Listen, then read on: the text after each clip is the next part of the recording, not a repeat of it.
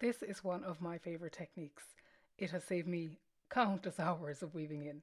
In this video, I'm going to show you two different methods of knitting in your tails as you go. In this case, we have just swapped over our colours, and I want to sew in the end of my second colour. So I take the tail in my left hand and I knit the first stitch with my working yarn as I would normally.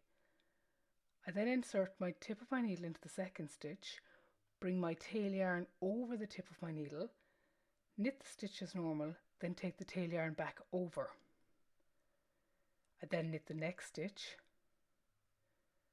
I insert the tip of my needle, bring over my tail yarn over the tip of the needle, knit the stitch, and then bring the tail back and finish knitting the stitch.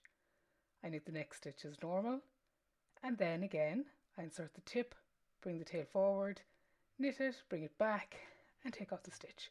And you can continue doing that for about 1.5 inches, but it depends on how slippery your yarn is. And that's it.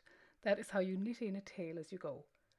Now with that method, it's very good if the yarns are the same colour, but for yarns where there's a very high contrast, you can sometimes see that tail at the front of the work.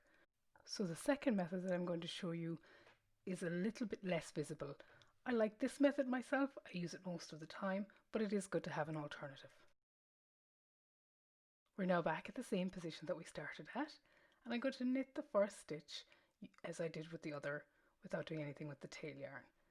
Now this time I'm going to take my yarn in, and instead of bringing it over, I'm going to do a tiny twist. So you're actually just looping it around your yarn every second stitch. So insert, bring it over, and knit your stitch. And in fact, you actually don't even have to insert. This is just something I do myself to stabilize, but it can actually stretch the stitch on the left needle. So you probably don't need to insert. I'm using it here to anchor my needle, which is a habit of mine. And again, you can see that the tail is being knit in again at the back of the work. So this is just a slightly different method of doing it.